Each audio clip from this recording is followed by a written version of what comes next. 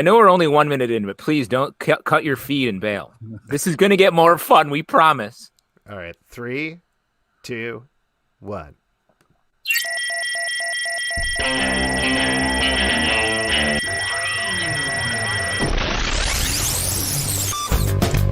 What is up, everybody? Welcome to Comic Book Club. I'm Alex. I'm Justin. I'm Pete. And we are coming to you live, as usual, from the internet. We have an amazing show for you all tonight. I'm very excited about the guests that we have on the show, who we will introduce in a moment. But first, a couple of orders of business. If you are watching on Crowdcast, as I see a bunch of you already have, drop a question and ask a question. I'll try to check them out during the show. He's going to try his best. He's going to do his best. He's busy, though. Promises. He's busy. This guy is a busy guy. Look at him. But yeah, drop a question in there, whether for the guests or us. We'll get to all of your questions later on the show. Over on YouTube, hello, YouTube. Please drop your questions in the comments. I'll be keeping an eye on those. Also, if you want to give us a little thumbs up there, we always appreciate that. Now, before we welcome our first guest, though, Justin, I can't help but notice you are not in a rocking chair right now, and that's very disappointing. I'm so sorry. Yes, I am a young, spry man, so I can sit in a real chair with a straight back. Ooh, straight back. Wow, that's nice. I've switched which side of my face the sun is on, so that I can evenly tan over the weeks that we do this. That's good. I look forward to your tan and not red face at the end of all of this. Yes. At the end of all this, when we reunite at the place we first met to start it all over again. Oh, I see Aaron here in the comments says it's been a while since someone asked Alex about his LinkedIn, one of the most embarrassing chapters of Comic Book Club. So please don't ask me about that. I like that you call that chapter. Please explain the story before. You can't just knock that out. I can't just mention it. Well, I feel bad because I don't actually want to embarrass the person, but no, you should. That was a forever embarrassment. When we back when we were doing a live show at a theater, we would take live audience questions from people, and usually they'd be things that you'd expect, like so antiquated. Who would win in a fight, this hero or this hero, or tell us about your comic book, or I'm feeling sad, how do I not feel sad, etc. Things like that.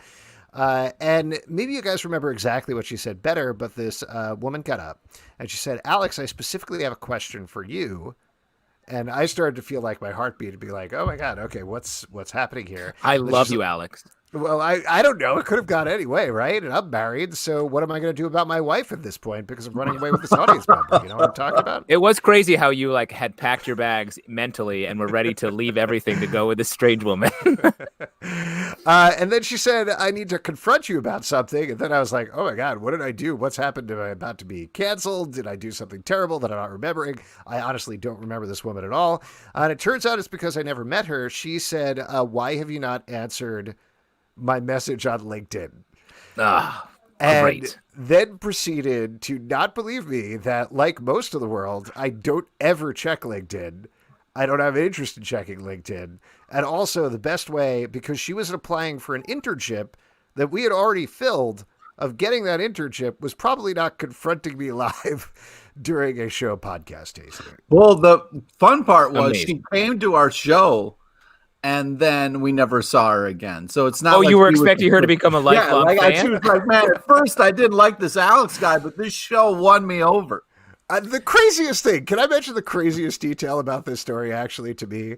The craziest detail is not the fact that she came all the way to the show to get a job, not the fact that she confronted me about not answering her LinkedIn message. The craziest thing to me is that after she asked her question and we went through this whole awkward thing and talked about it on stage and sat down, Pete gave her free comics. Pete gets it. A fan's a fan. You know, I was trying to win her over, Alex. I don't care how she got there. She's there. I was trying to connect with her, you know, maybe turn this frown upside down. Pete hired her as an intern. That woman is Rihanna Thomas, his girlfriend. Yes. if you want to connect with her, I would highly recommend LinkedIn is a good place to check her out. Good call. Oh my gosh. All right. Here's what we're going to do. We're going to invite our first guest into the stream here. While he is getting set up, we'll mention he's one of our favorite writers on the show. We love talking to him. We had a great time chatting with him back at Keystone Comic-Con last year. Jim Zub! Jim Zub! Hey, the weirdest thing, I just got this request to join the stream from LinkedIn. Oh, I'm so happy. Good. Man, yeah, we thread all of our live streams through LinkedIn because we believe in the site. Alex, you are so, like, you're on there all the time. It's crazy. I can't even believe it. That's like your favorite hangout spot. It is. I deleted Twitter. I deleted Holy Facebook, crap. MySpace, LinkedIn's where it's at. God, It's the yeah. future. It is the future of social media. You know what's better than $1 million? 100 friends. That's right. That's right. Jim, how are you doing? Always good to chat with you. Yeah, this you too. has obviously been a crazy time for everybody, but comics are starting to slowly get back to normal. Back to some semblance of its what's this time been normalcy. for you like so far? Very weird. So my original plan, I teach at an art college. I write comic books, all kinds of different stuff. My original plan was I was taking most of the summer off, and my wife and I, no joke, we're going to travel the world and do a slew of conventions. We had dates all through Europe throughout the summer, and then we were going to come back for a couple family things, and then we were looking to go to Japan in October. Or not. Whoa. So yeah, that's obviously no longer in the cards. I'm better about it now. It was really, yeah, man. February, March, April was just this sort of slow slide into realization that this. Well, it's sort of like, well, we could still probably go to Japan. Maybe we could just tweak this a little bit and maybe end up, and then it's like, we failed on all of these fronts. It was really, really bizarre. And for the longest time, I wouldn't delete stuff off my Google Calendar. So I have the ghost of an alternate timeline with like my flights taking off and our hotel bookings that were long canceled and all that stuff. I'm the same way with events. Yeah. I have all my events in the calendar, and it's sad, but like, what is it about us that we won't delete them? I don't know. It's just it's either bitterness or positivity. I can't tell where somewhere. Let's say both. Yeah, Let's sure. say both. But day by day, it seems to go up, down, all the things. But so honestly, that really threw me for a loop, as you might imagine. I've still got, a bunch of writing stuff that I'm working on. Some of that stuff slowed down. Some of it stopped completely, but other things have also picked up. So it's been this weird kind of thing where, I've got more time and I'm at home.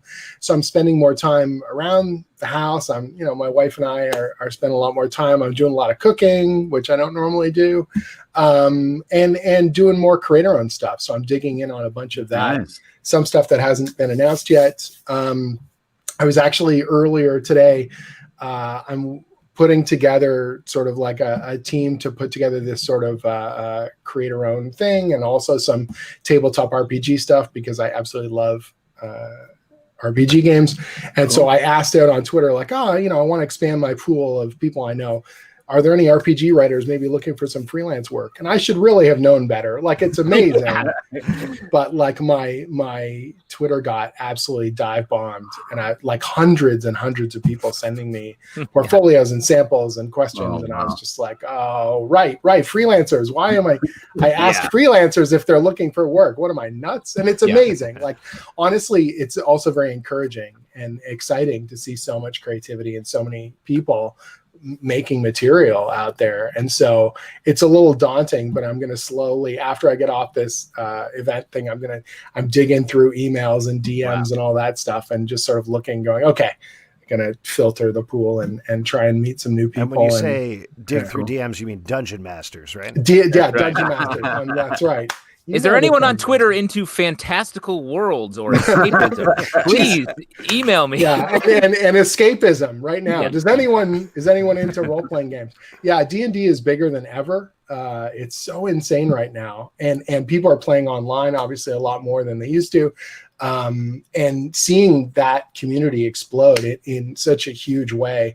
But all role-playing games, I think the good thing about D&D is because it's the kind of rising tide that raises all ships. Like, other role-playing games are seeing a really big boost as well. And so I've been playing online with my friends in a couple different games. And I know tons of other people are just diving into it for the first time because it's like, hey, for a couple hours, I want to be cool and pretend everything is awesome and heroic, or that I understand what I need to overcome. Oh, I have to roll these dice and beat bad guys?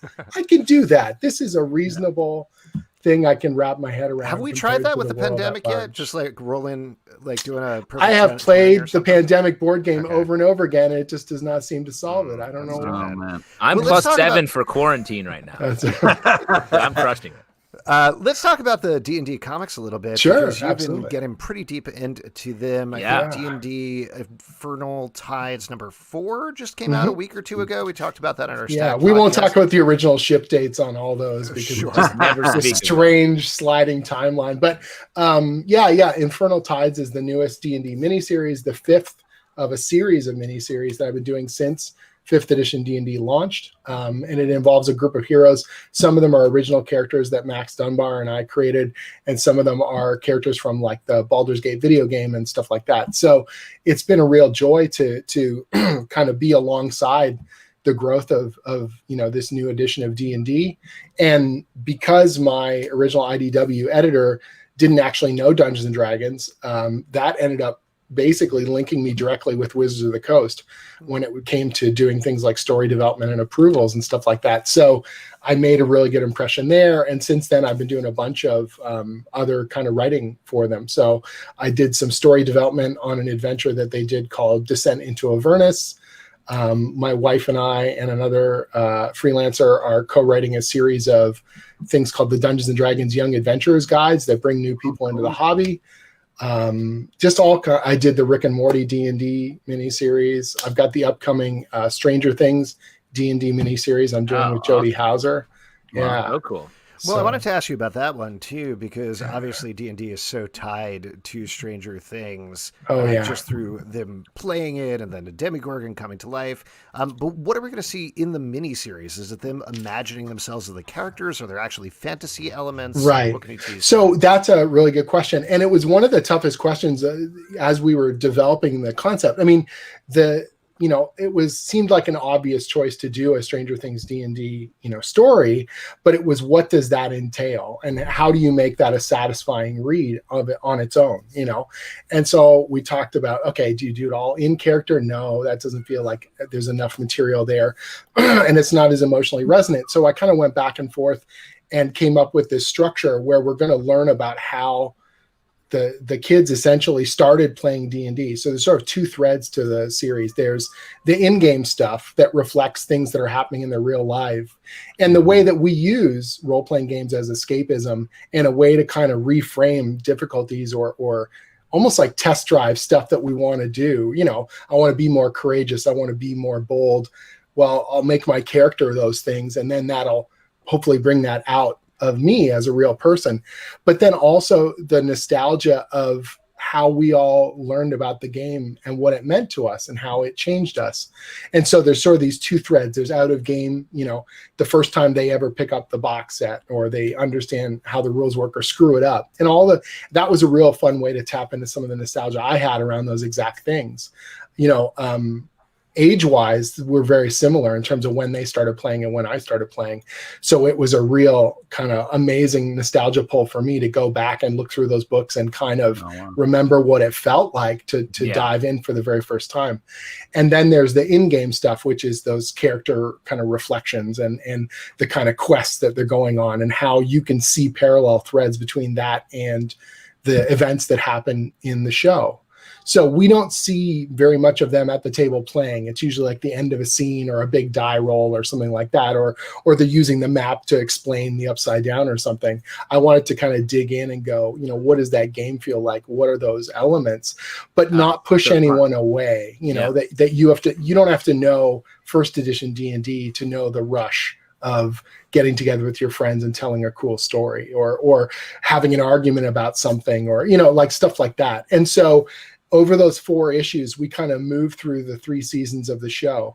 The first issue takes place 3 years before season 1, which is when they buy the D&D box set, and I did just a heinous amount of research on like what was the suggested retail price of the box and where could you buy it and what was in there and all that kind of stuff, just to be as accurate as possible. Yeah, you got to get that origin right, because there's people out there, the nostalgia, at the moment, every little minute detail, right? Yeah. So, for example, even crazy stuff like I sent the poor artist, man, Diego, he's working so hard.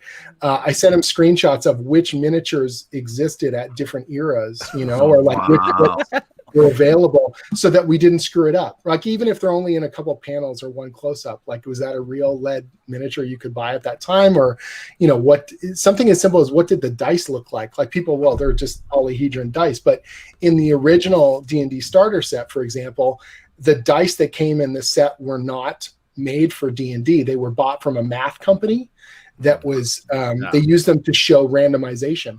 So the D20, the 20-sided die, didn't actually have numbers from 1 to 20. It had 1 to 10 twice on the dice.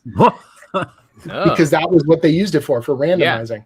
And so what the D&D set had was that 1 to 10 die, but it came with crayon, so you could mark half of the sides a different color, so that you would know that was the high 10 or the low 10. Wow. So that's such a crisp detail right there. Yeah. And it's like 98% of our readers won't care, but I wanted to get it right because you got to.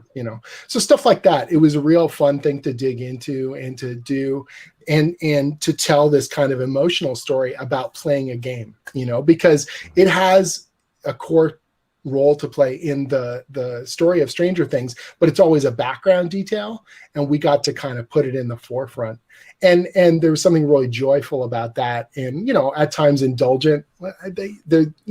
Any of the stories that I'm writing, at first I think I was really afraid of indulging, and I'm like, no, the reason why I'm excited about this is I think why readers will be excited about this, and so whether that's doing Marvel superhero stuff or Conan the Barbarian or D&D stuff, I'm going to try and get that excitement on the page, and hopefully that will transfer to you as well. That's a good segue to talk about Conan, which you're going to be writing on. Obviously, there's different fantasy rules than Dungeons and Dragons. Do you have trouble keeping them straight in your head? No. So the weirdest thing for me is like, arguably Dungeons and Dragons and Conan the Barbarian are like two of the biggest properties in sword and sorcery ever. And to be working on both at the same time is such an honor and a surreal thrill. So I actually have 2 issues of Conan that have come out. You wouldn't know it in the sweep of the changing world. But it was like February, March, those issues came out, and then the series was put on pause. And so we're just like chomping at the bit to get back at it and have those other issues come out. Conan is one of the many things that influences D&D, but it's just one part of a bigger kind of primordial stuff. You know what I mean? Like, there's tons of other fantasy authors and bits and pieces, Tolkien and Fritz Lieber and all these other Lovecraft, all that stuff, all have pieces to play in D&D, whereas Robert E. Howard's Conan is its own, kind of thing. And I love it for that. I love its pulpiness. I love its like the dark elements of it, the mercenary kind of attitude. Conan, the sellsword who makes himself a king, like it's got a real amazing feel to it. And so there's notes of that end up in D&D, but it very much has to be its own thing. And there's an intensity to it that I really, really love. And so for me, it doesn't feel, they definitely aren't the same. And I try, I would say I try hard, but I just sort of get into a mode on it. Like D&D is much peppier and kind of more playful, colorful, magical, and Conan is darker, more intense, more mysterious, and has a lot, the stakes are much different, with a lot of those adventures. You can't just magic your way out of a problem in Conan. It's like everything's going to get bloody at some point, and it's going to be a wild ride in that way. So I love having the two, and playing in some ways, if one's not working for me, I can kind of switch gears and turn into the other, and it'll usually click. So it's pretty. Does it change anything having this Conan in the Marvel Universe, technically? Well, so the Conan that I'm writing is Conan the Barbarian, and that's solely in the Hyborian Age. Okay. I wrote him in No Road Home, which was bringing him into the Marvel Universe, and that led to Jerry Dugan's Savage Avengers. But as far as I'm concerned, the core book is kind of like airlocked away from that stuff. Right. Like it's a separate timeline, whatever justification you want to give it. There will never be a superhero crossover component to the main monthly book. You know, that's what those special books and event books and things are for, is to experiment and play. And, you know, like Jerry did that Conan 2099 and like all that crazy stuff. And that's great. I'm glad people are doing it. Whatever brings people to the character or excites them about a story. But the main book's always got to have that kind of Howard foundation and just be like, go for the gusto, you know, Days of High Adventure sort of stuff. So that's really what I'm going for. So to answer your question in a roundabout way, I don't worry about Savage Avengers. Forget that. You don't have to worry about that. And what I love about Conan is it does have that core character that everyone just gets. So you can put him in 2099 or just be like, this is in the timeline where he's not king yet, but he's been around for a while. He didn't just wash up somewhere. He's doing this. You can One really of the things that I love about Conan is very simple as a core concept, and you can jump in almost anywhere and get what's going on and understand the character and their motivations. But there's still a lot of richness there, and there's an intensity to the storytelling that you can bring to it that I really, really love. You know, the hardest thing for me, I did 3 issues of Savage Sword last year, and I thought that was going to be my only chance to write the character solo ever, because I'd co-written Conan Red Sonja with Gail Simone. Right. And then I did Avengers No Road Home with Mark Waid and Al Ewing. And I had a lot of Conan in there that was mine, but it still was co-writing. And this Savage Sword story was like 3 issues. This is sort of my stamp on, this is how I would do the character. This is what I think is most important. Pat Zerker drew it and made it was just this bloody spectacle. It was really, really cool. And I thought, good, done it. I told the kind of Conan story I think is at the core of the character. And I never anticipated that it would be an audition to take over the monthly book. And all of a sudden, you know, they turned around and they said, oh, Jason Aaron's leaving the monthly book. You know, you're our top pick. Do you want to take it over? And of course, my answer was yes. And then this intense fear just like gripped me, because I was like, I don't just got to do that with one story. I got to do that every month now. Like this isn't just drop the mic and walk away. Like you got to now, okay, now what do you got? Now what do you got? You got to hold the mic and keep singing karaoke or whatever it is. It's an extended, and it's an honor. It's an absolute pleasure to be able to do that. But now it wasn't just about doing some fancy moves and then piecing out. Like I got to bring it. And so I, you know, really dove back in a big way and refill my brain with like the Roy Thomas comics and, you know, the original novels and as much material as I can get crammed in there just to kind of get myself hyped up and in the mode, and then brought all these story ideas and made it very clear that I want to be there for a while and make stuff and make really cool, you know, have a piece of that. And it's been a joy to work on. Obviously, like this feeling now of putting so much into it and having the book on pause right now is excruciating. Yeah. But, you know, even still, I'm still having a blast. And Raj Antonio, who's drawing the monthly book, is doing a phenomenal job. Eric Gist, who's doing our covers, these oil painting classic fantasy covers. I was so happy with the first one that I bought it and I put it in my house. So it's like, it's crazy. Like it's an absolute, you know, it's a dream project for me to be a part of. Real quick little anecdote. The last convention that I went to was Paris Comic-Con in October, and Roy Thomas was there, and I've never met him. And so I was like, gotta find a way, gotta make this happen. and went up to go see him, and he had just a monstrous line. Conan's really big all through Europe. Yeah. And, you know, the Avengers, and he's done so much stuff, right? Seminal work. He had a monstrous line, and I was just like, oh no, how's this going to work? You know, I've got my own signing times and panels and stuff. And so I kind of went over to the handler translator, and I was talking to him a little bit. And you're like, the Zub is present. No, it's so weird. Like you don't want to be like, do you know who I am? But you're also like, I kind of got to get my way in here. Yeah. And so I said, look, I'd really like to meet Roy. I'm working on Conan and all this sort of stuff. And he was like, oh, who are you? And I said, oh, my name's Jim Zub. And he goes, oh, yeah. Okay. I saw you in the program book. I'm like, great. He said, it's really busy right now. Come back after this panel, right before he does his next signing. We'll do a quick meet and greet. I was like, great. So I come back. We have a wonderful chat. He was so just amazing. Great. And he was writing 2 issues of Savage Sword that came out after mine. And so he read my story called Conan the Gambler. Wow. And he said, oh, I read it. I really liked it. And I gave him that look of like, did you? and he mentioned some specific stuff in the story. And I was like, oh crap. Roy Thomas read checks out. Yeah. And then I said, look, it hasn't been announced yet. And at that point had it back in October. I said, but I'm taking over, the monthly book. I'm going to be doing Conan the Barbarian moving forward. And he looked at me and he puts a hand on my shoulder and he goes, welcome to the fraternity. Isn't that the best? I was like, man, like if I could bottle this right now, like this is so special to me and so precious to me. Those books meant so much to me, still mean so much to me. I got shelves of them here, and to have that, it's like a blessing, whatever you want to call it. It was the coolest, man. Like, and just incredible. They do an event down in Cross Plains, Texas, where Robert E. Howard was born and lived his life. Every year they do this thing called Howard Days around his birthday. And this year they were supposed to have Roy out there to do the 50th anniversary of Conan #1. Obviously they had to cancel the event and all this kind of stuff, but I had been talking to them about going down so we would do it together.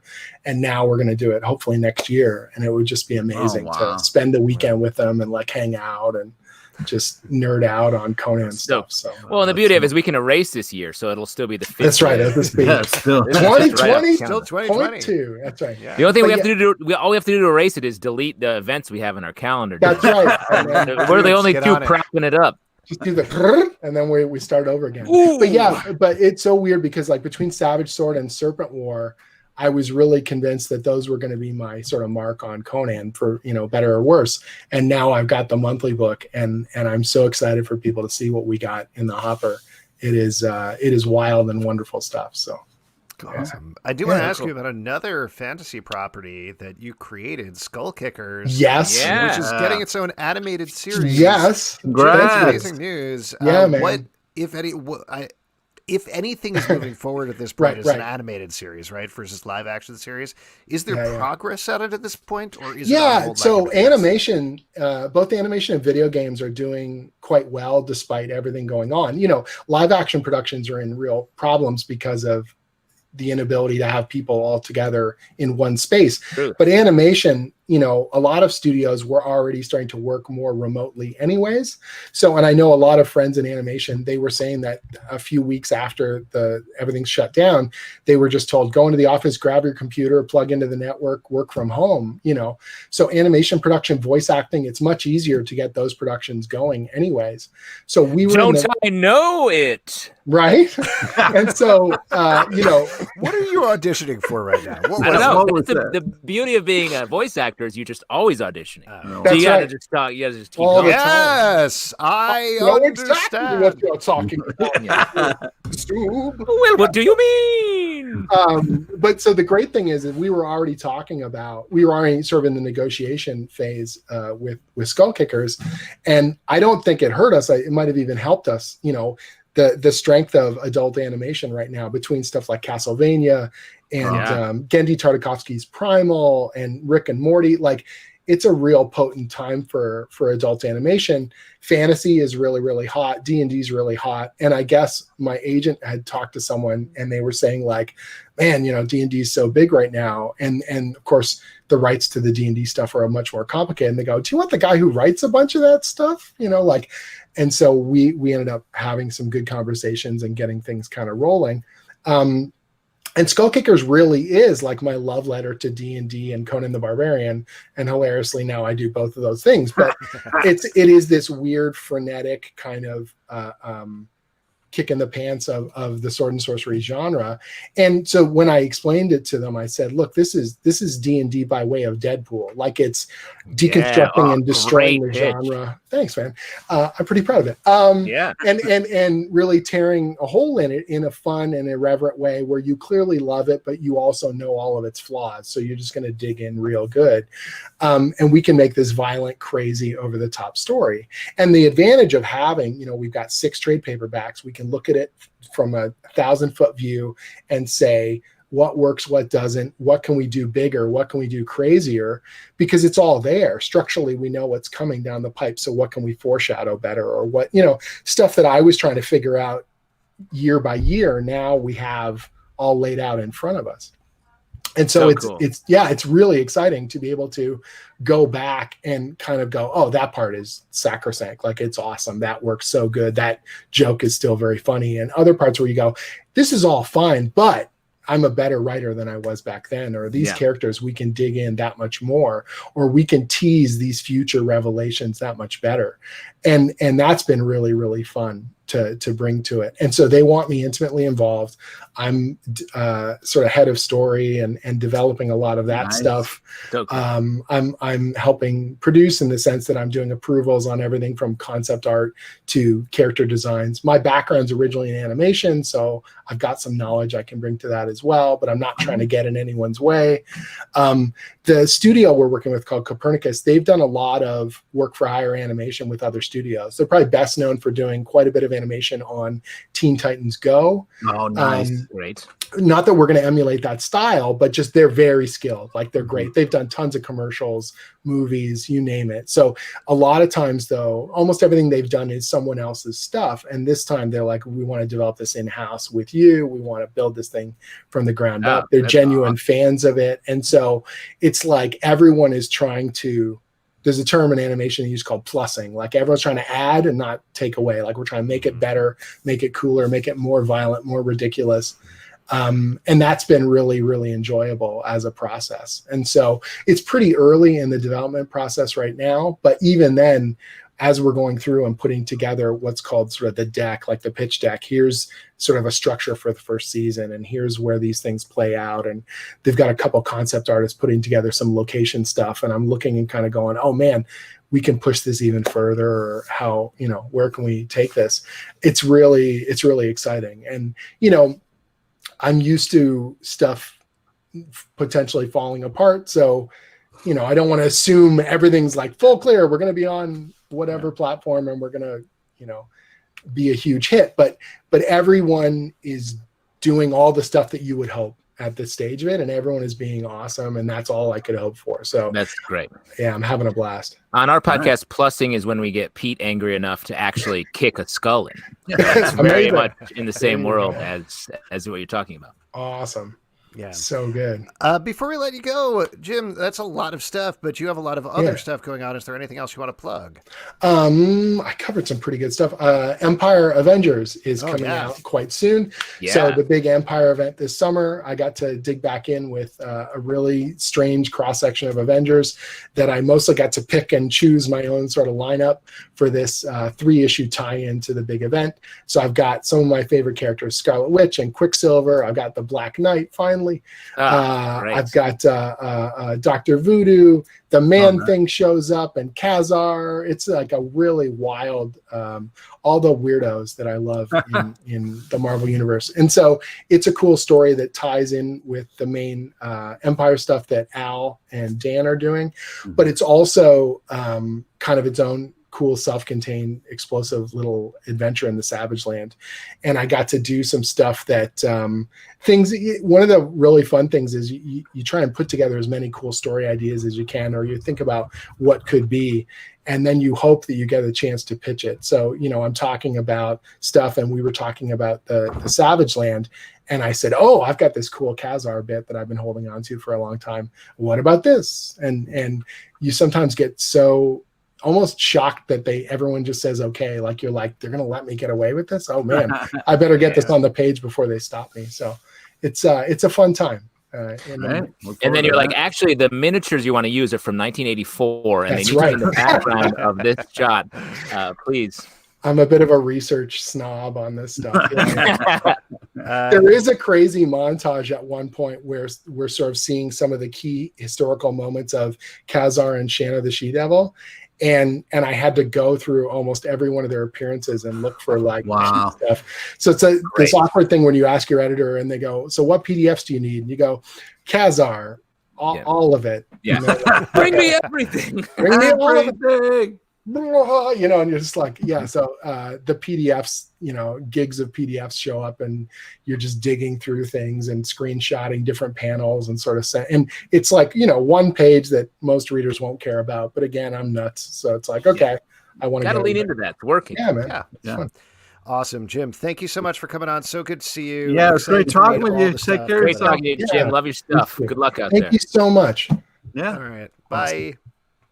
All right. Jim Zub, everybody. Pick up all of his stuff, of course, as he mentioned, Empire, Avengers, D&D, Infernal Tides, Skullkickers. You should always pick up just because it's great. Look forward to Stranger Things, D&D, Conan the Barbarian, and many more things. Pete, did you know about that Skullkickers animated series? No, I'm pretty excited for that. I cannot wait to see You've been a Skullkicker. I think you brought Skullkickers to the podcast. I think so. Yeah. I'm very excited for it. Here, kill time a little bit while I find. Oh, he's first hand up guy. I don't kill time. We have fun. We live time. We birth just time. Have fun for a little bit. Yes, no problem. A little fun. When we're inviting our next guest into the feed, I'm sure the tech will go smoothly. There will be no problems. Ladies and gentlemen, Nat Towsen. Yes. Where's the kitchen? Second guest up guy. Oh my God, you really have no sound? No, I'm just fucking with you guys. He gets it. Fuck you, Nat. Fuck you. That's the kind of stuff people love, is a technical prank. Now, Nat, we're not just having you in the feed to mess with you and make fun of your thanks for making your bed. We're also welcoming. Yes, thank you for making your bed. We're also welcoming you in for our next section, which we like to call the Stack. The Nat Stack. And for the Stack, as we've been doing for the past couple of weeks, we have our guests bring us some of their favorite runs of all time. And Nat brought us Kieran Gillen's run on Journey into Mystery, specifically issues 622 through 631, written by Kieran Gillen, as I said, with pencils by Dougie Brathwaite, Richard Elson, and Will Sportatio. Pete already has a question right off the bat, even before we have Nat. I'm going to get in good faith. So go ahead, Pete. Let me get good faith. I just wanted to ask you, did you pick this because you would know it would piss me off? Because not only is Mephisto in this, it gets into the Marvel point system, which drives me insane. And before you asked, in your email, you said you had to read the point one, and I refuse. I refuse to read that piece of shit. Wait, you didn't read it? No, I did not. I read everything but that point one, because you either number it and it's valid or you don't. If you give me the point one, That's the issue where Mephisto apologizes for stealing Spider-Man's wedding. I can't. You're gonna love it. Yeah, but if it was originally called a point. You can't read it again. It just doesn't work. So unfortunately, you'll never get that apology, Pete. I'm sorry. I just picked it because I thought it was a good comic book that you would enjoy. You know, it's well written, worth it for the art alone, I would say. And you're playing a drinking game at home? Is that what's going on? I would like to argue that point. That it's a good comic book because it's one of those books where you go back and you read Alex, it. Do you want to do the overview, or should I do the overview of what this book is about? We'll get to that in a second. I just want to say, hold on. Wait, before you say anything, Pete, I want to explain how describing things works. First, you complain about them for a while. Yep. Then you complain about more stuff for a while, and then eventually you explain what it actually is. To be fair, that is sort of how Wikipedia works. So Pete checks out there. Yes, that's true. Pete, can I give a quick overview of the plot of the book first before we get to your complaints? Disambiguation. Go ahead, Alex. Sure. So the thing that I'll say that I was actually pretty surprised about, that I had completely forgotten about, this is young Loki. He died at the end of Siege. He came back to life as a kid. Thor found him. He got his memory back. And now he's back at Asgard. Nobody trusts him because he's Loki, but he is kind of a new Loki. So along with his bird Ikal, which has the spirit of the original Loki in it, he ends up trying to manipulate events during the Fear Itself event in order to, I don't know, mitigate disaster, I guess the best way to put it. And along the way, he journeys into various realms of Asgard, other places in the mythical North mythology, also a backyard in New Jersey at one point. It's very tricky. It's very tripsy. He meets Leah, who is a smaller version of Hela. You could probably figure out the mixed around letters there as well. And other characters that have stuck around for a good long while in the mythology. But the thing that I was kind of surprised about was I had completely forgot about the Fear Itself connection. Like, I remember this as, this is Kieran Gillen's Young Loki book. That's how I remember it.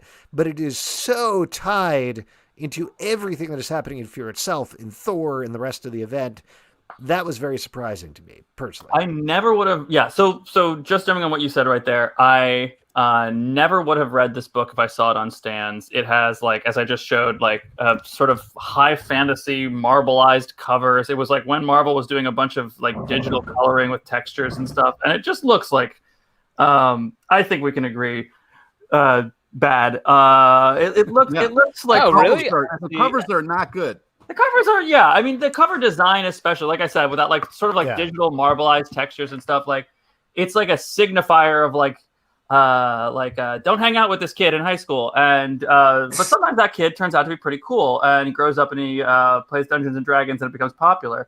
And I think like this book is designed to be like, if you describe it, it sounds like you would never want to read it. It comes out of an event. I agree with that. And it basically lives adjacent to another event the entire time until it basically catalyzes the end of that. And I wouldn't think that's interesting at all. And also, like, Siege and Fear Itself, it's like they were such big events. There's a tie-in where the Avengers Academy, led by the original Ant-Man, have to fight the Absorbing Man because he has a giant hammer in a multi-dimensional dorm room. Like, there's just too much. And it's a little weird. I agree with you, but I do think in the covers as well, it feels a lot like Fables. It feels like a Vertigo book a bit, and so I really appreciated that. And it's written sort of that tone. You're nostalgic for cheesy '90s Photoshop Vertigo covers. You're saying?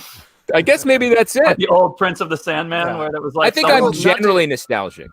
Not to get too in the weeds about it, but I agree with Nat. I think the painted part of the covers or the picture part of the covers is okay. See you later, Nat. But the top I meant like half, this style of cover design. Yes. But the there's Fear nostalgia Itself there. stuff, I get what you're saying. But the Fear Itself stuff, it's like, it's too much of the cover there, given the fact. Oh yeah, it's like a third of the cover. It looks like it's supposed to be a paperback novel, and again, that's fine. It's an aesthetic thing that turns me off.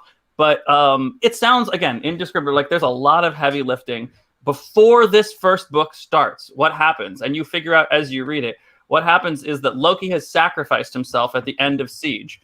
Someone in the comments is saying the covers were great. That's actually, unfortunately, factually untrue. But Loki has sacrificed his own life at the end of Siege, even after catalyzing Siege and letting Norman Osborn take power. And everyone's like, why did he do that? And it turns out that Loki was in charge of the Dizir, who are these like evil, like death Valkyries, and he lent them to Mephisto in order to lease land in the underworld in Hell, so that Hela, who had been kicked out of the 9 realms, could have her own realm in the biblical Hell for her that was separate there. And in exchange for leasing it to her, so she'd have a place to put all the souls, she would write his name out of the Book of the Dead, so that when he dies, his soul wouldn't go to hell; it would bounce back to Earth. Okay, Matt, you sound like that cover. Jeez. That's before the first issue starts. Yeah. And all this, again, I'm like, I sympathize with Pete. It's convoluted. It's going on. And in spite of all of that, I think Kieran Gillen, I like his original work. I think Kieran Gillen is a guy who is absolutely at his best when there's like 20 plates spinning and there's an established framework and he has to work within it. He's so good at taking all of that stuff and putting it together and making it make sense. And in this story, like, for example, there's in between issues, things happen in the event. Like in one issue, he sees Thor in prison, and in the next issue, he has freed Thor already. But that's happening in the adjacent Mighty Thor book. But what's great about it is that Kieran Gillen, instead of being like, well, you just got to read the tie-in, he treats it like, he writes it more like a Silver Age comic. So it'll be like more like you're reading a fantasy storybook for like the first 4 pages of each. And he's kind of just telling it all as it's like this tale that's being woven. And so some of it is told like a very dilated modern story in between, and other elements of it are told like things pass over time, and like the time is, you see an individual frame that's one day, and there's narration, and the next frame is another day, and it's like, it reads like a montage in a Silver Age Claremont comic or something like that. And I think it's the most Kieran Gillen book of all of Kieran Gillen's mainstream work. Well, see, that's I have a problem with that because I think he's an amazing writer. This book blows, but I think overall he does very thoughtful criticism. Categorically wrong. I'm sorry. Well, hey, it does not blow. It does. It blows. It's one of those books where I was like, oh, I remember this book. Why didn't I like this? And then as soon as I pick it up, it becomes clear. It starts off talking about the lives of magpies, and then you watch them all die. And then it's like, at one point, it's questioning whether this is relevant. And they're just like, well, I'm just a bird brain, so I don't know what I'm doing. And I'm like, this is great. You don't know what you're doing. I don't know what I'm doing reading this fucking thing. And it doesn't get any easier to follow or make any more sense. At one point, the bird becomes a hologram of Loki, and younger Loki is talking to a middle-aged Loki, and it's Pete, really what if it was called so close, Pete. So close, Pete. What a mystery Loki is sort before of he died left a sort of like a trick a puzzle that only Loki himself would be able like to solve. A quiz, Pete. You love quizzes. What if this book was called Journey into Quiz? Yes, the hologram was a message from the old Loki. It's like just sort of like a download. What if it was like it starts off A, old Loki, B, young Loki, C, Elijah Dushku. What if it was like that? Would you like that? That's a great Now impression of me. Pete's thing. And then it starts off with, okay, Loki has a phone, and it's like old man Thor being like, technology is hard to understand. Why would you have a phone? It's just, at no point in this comic does it get any easier to follow or become enjoyable. I got to ask a question. No, I got to ask a question right off. Sorry, Nat, to interrupt. Go ahead, this is something, just a point of clarification here. Yes. Pete, of the issues, which I believe, again, were 622s through 631, which ones did you read? All of them except for the point one. Oh, okay. All right. I wasn't 100% sure. Just based on what you were saying, I thought maybe you read the first 7 pages. And that was yeah. No, because it all ties together. He has strong takes on every single page of this whole run. Right. So this is the thing that I think is so there great was about one it. Point where Volstagg was like, "Oh, I should just eat this young Loki," and I was like, "Please do." Did you just call him Volstagg? Put me out of your fucking Volstagg. Hey, it's Volstagg. It's Volstagg. Volstagg. Yeah. Please do put me out of my misery, because this comic does not get any better as it goes on. Even starts like there was this one panel where Mephisto is breaking the fourth wall, talking to the reader, and reveals that it's not really a Loki book, it's a Mephisto book. That was the first page recap, Pete. Would you let me get to my fucking point? And then in the book, we have done nothing but let you get somewhere, and you have not arrived. Mephisto is a completely Pete, Nat is the different guest, and you have talked way more than him. Also, I'm making way better points. You can like it or not like it. That's subjective. Art is appreciated subjectively. It's dense. You can say that. If that was too much for you, maybe it was challenging. It's a higher reading level than you're used to. Moral ambiguity, unreliable narrators. Oh shit! This is getting punchy. You're the one who sounds like a bird brain in this fucking. And I cannot wait to punch you in the face. The first thing I'm going to do is fucking drop you as soon as I see you. I understand that you are valid. And you have opinions, and they are allowed to exist.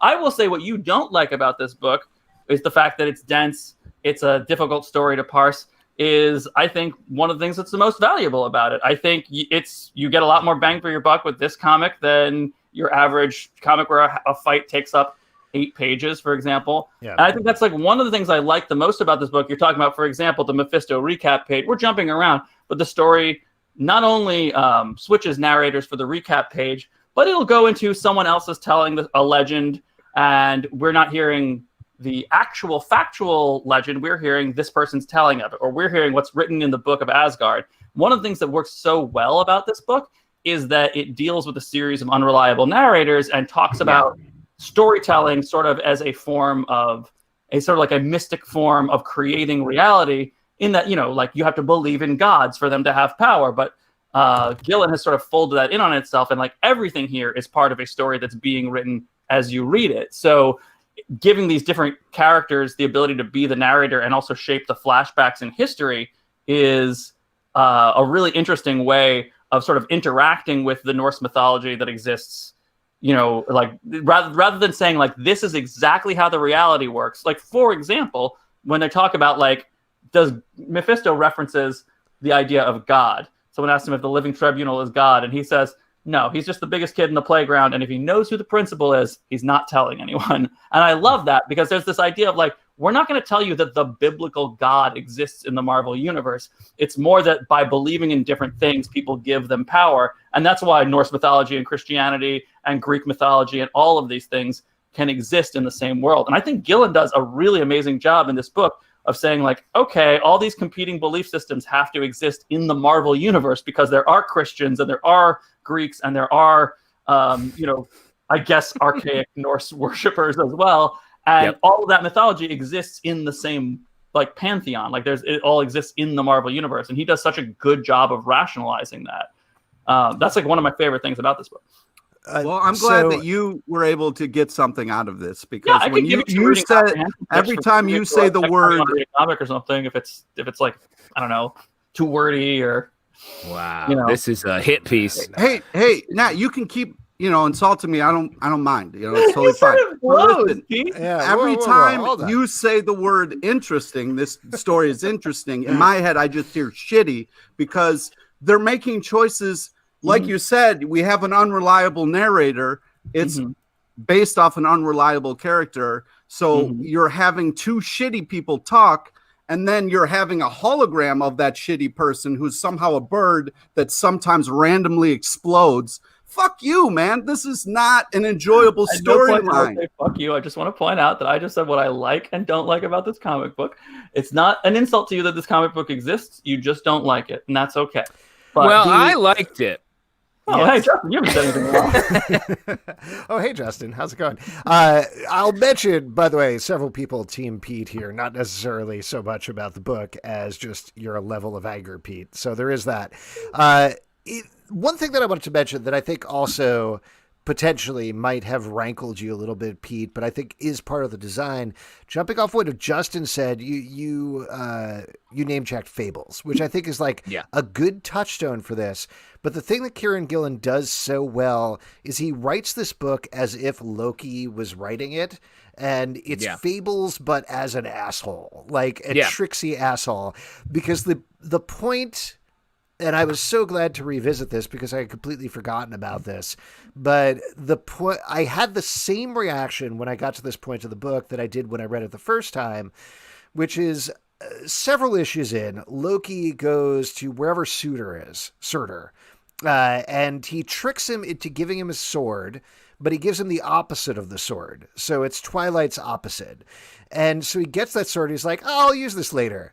Several issues down the road, at the conclusion, he brings out a big book, and I think it's Tur, who's been brought back from Valhalla, is like, how are you going to use a sword on a book? And he's like, oh, no, you don't understand. It's Twilight's opposite. And he pulls out a pen. And that was the point where I was like, oh, you fucking son of a bitch. Fuck you for doing this. And it's so good. It's so smart. But something's gonna happen here. But there's so many moments like that where he's like, well, I probably shouldn't tell you the whole thing. And you're like, it's gonna pay off eventually. Well, but it's assholey in the right way, in the same way that Loki is. Where like you have to imagine in the Marvel universe, anybody encountering Loki is perennially frustrated all the time about anything. And I do think that comes through when you're reading the book, because you're like, Jesus Christ, Loki, what are you doing? But he's also a kid. Like, that's what's good about this book, is it's like, everyone's like, I think you're the same guy. And he's like, what, me? And they're like, yeah, but that's what you always do. So even you, the reader, is like, is he playing dumb? Or like, is he playing innocent? Or is he like actually... And I love the characterization of Loki in this, because you get those moments where like he's trying to intimidate people and he acts like really like evil, and then it works, and he's like, oh wow, I love this villainous talk. It's such a fun character to play.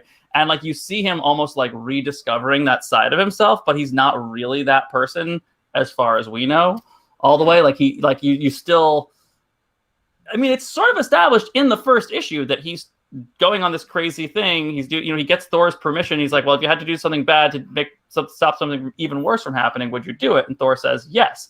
So Loki is doing something bad in every issue, but it is established from the beginning that he's doing it to save Asgard. But again, he's the one telling the story from the beginning, so you don't know if that's actually what's happening the whole time. And I agree. I love all this, but to be fair, if you had to Pete, if you had an issue of Wolverine where instead of popping claws, he popped 3 pens, that would not make Pete happy. That's so fair. I feel like... And I'll give you that. I will say this, Pete. I actually thought, I thought that you might come at this book with, I don't know, open mind. But I actually thought that you might... I chose this because this is, and I recognize what a fool I've been, but this is my favorite Mephisto. And I actually think that Mephisto is a good character here. And I'll go a step further. I know I was mean and condescending a second before, and I love you very much, Pete. I still getting agree with you. Hold on.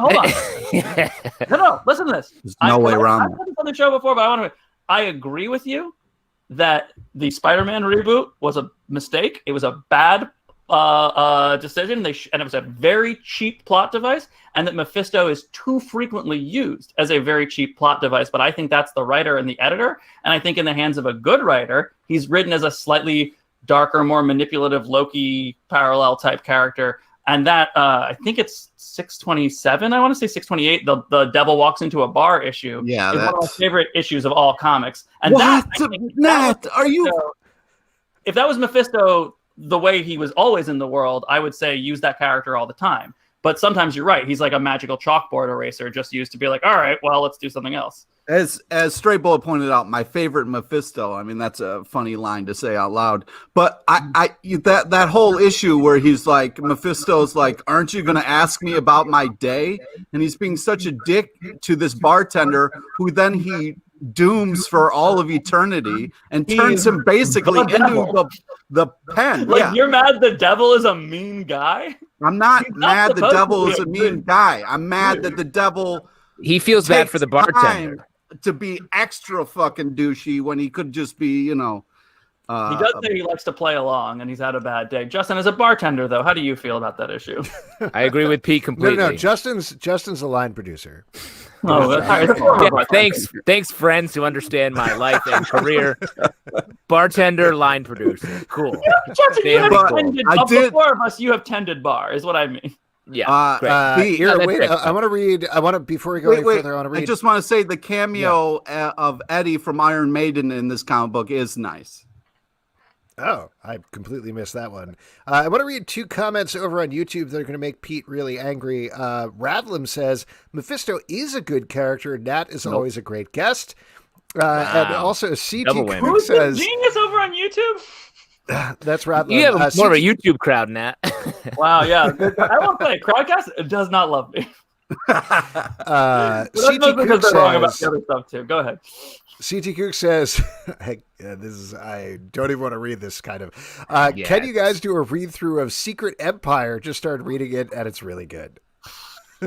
Wow. All right. That's deliberately. I was trying to let Pete enjoy Mephisto. And I will say, I like Secret Empire. I'm not just trying to, I know you do, but I'm not trying to like push Pete's buttons. Yeah. I was trying to say like, hey, you're categorically rejecting this character who's actually in the right hands, a good character.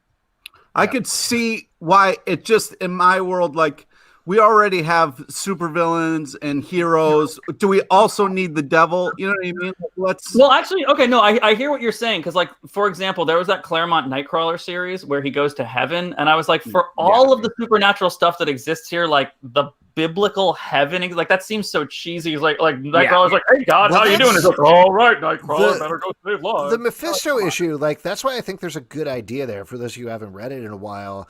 Mephisto goes to hell. He hangs out with Nightmare mostly. Oh, they have a drink. My Nightmare's two kind of pissed up. Least favorite characters talking to each other. But the idea there that I really like is there's a bunch Frankencastle in hell? Sorry, go ahead. There's a bunch of devil characters, some of whom are like, yeah, I'm the real Satan. No, I'm the real Satan. But none of them are the real Satan. And I think that's an idea that's never been really played with in the Marvel universe. Yeah, that's so smart. Because what he's doing is like, okay, how can all of these, like, if all of these mythologies exist, but they all have an afterlife? Well, like, okay, there's an underworld in the Marvel universe, and like Hela has part of it and Mephisto has another part. But similarly to like that whole thing about if there is a god, we don't know who it is. There's a series of more powerful deities. I love that idea that like, oh, there's a bunch of demons like vying for Satan's throne, which is always empty. Like this idea is more powerful than the beings. But also, if you remember from that issue, the top two are Sitorak, where the Juggernaut gets his powers, and Dormammu. Yeah. So he's basically being like, all of these demons exist in some ethereal plane and like compete for being the worst bad guy. And then there's like that Living Tribunal's hub for all the like benevolent god deities. And like that's such a brilliant way of taking just a chaotic world of like, this writer has said this exists and this writer has said this exists, and just being like, no, they all exist simultaneously, and it depends on kind of on who believes in them. Well, and another way I think of it is they're all like Lokis. They're all like trickster assholes who are like, I'm the big devil. So like, listen to my shit. And I think that's so much more interesting than being like, this is the real bad guy. And that like, also, that's kind of how they draw their, like, to I think this is sort of what was bothering Pete, but like the lack of, like, the unreliable narrator element of this book is so useful to the storytelling, because it's like, it's not just that these people are all saying, well, I'm the real devil or whatever. It's that that's how they draw their power. There's even a line in there where it's like, well, the gods are worried about humans dying. Some of them believe that humans create gods, but they're in the minority. And like, we know that they'll play with that idea. And if you remember the Jason Aaron Thor God of Thunder run, he goes into that idea of like the gods only exist as long as the people believe in them. Right. Which, if you want to look for a slightly less recent example of maybe where that idea came from, it's Neil Gaiman. Yeah, Sandman, you say? Yeah. I don't like the cover. I don't like the cover. But yeah, The Sandman. Check it out. It's about a guy who puts people to sleep, I think. And if I'm getting that correct. But no, I like that idea that like all these stories and the power of their stories are what give these people power, plays so perfectly into the core narrative of this, which I think is really brilliant. And Nat, I got to say, thanks for coming. You played into our core narrative of being Pete's Mephisto. So thank you for being here and doing that perfectly. Hey, one thing I do like about this, and Pete, I know you're going to disagree with me on this, which is that this is we read 12 issues of this. There are maybe 2 punches thrown the entire time, and I understand that that's not a selling point for some people. But I will say, as an adult who reads comic books, who got into them as a younger person, as maybe something of a power fantasy, and I hope that someday I would be big and punch things. As an adult, I occasionally go, I've actually been very careful to not use violence to solve my problems. Why is my favorite fiction and almost always involve big people punching each other?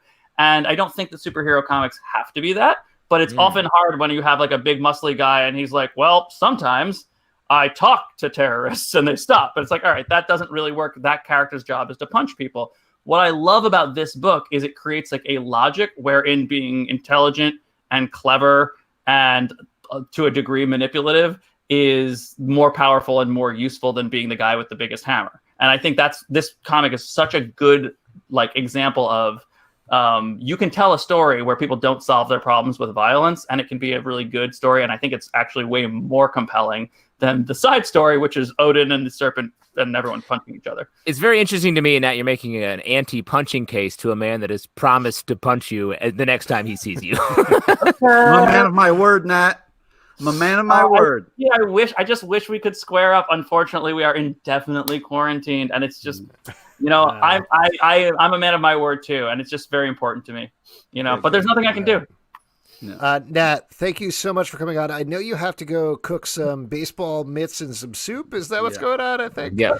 I'm in a different room. They're overheating in the other room, guys. No. Yeah. Don't overcook those mitts. And I do want to point out that I've dropped a hint to my secret quiz. So if anyone figures out what the passphrase is, I'll be watching every episode from now on to let you know if anyone's awesome. Okay? Great. Thank you, Nat. Always Thanks good for having me, you. guys. Great to see you, Pete. Bye. I love you very much. Bye. Oh man, I would recommend Journey into Mystery. Frankly, I definitely, having read these again, I was like, it was hard to stop and not read the rest of them because that run was so good. I know it's a good run. I think it was real good. Yeah, I really like it too. I mean, right. I understand what he's saying, but it's just I find it hard when the narrator is not reliable. It frustrates me, so it makes it very hard for me to continue to enjoy something when I'm frustrated the person who's supposed to be telling me the story. So you just hate unreliable people in general. Well, that's also true, but I don't know, man. Well, it's interesting you say that, Pete, and I'll explain why later. But now it is time for our next section, which is my favorite section because you all make it up. It's your audience question. Yeah. And for the audience questions, there's two ways of doing this. If you're over on YouTube, just drop a question in the comments. I will keep an eye on those. If you're on Crowncast, we already got a bunch of those there, and ask a question, but feel free to drop more in there or vote some of them up. Let's go to it right now, starting with the top one here. Oh no, we missed this. This is from Stray Bullet. What's Nat's favorite baseball mitt recipe? Nat says, how dare you? But I feel like he cooks them plain. Yeah, I think he thinly slices them in a nice saute. I mean, you're going to want to cook them, and you're going to cook them in like a braise, I think. Yeah. Mm-hmm. Mm-hmm. You know who has a good recipe for baseball mitts is Vostage. Yeah, get some gravy out of the mitt. Vostage.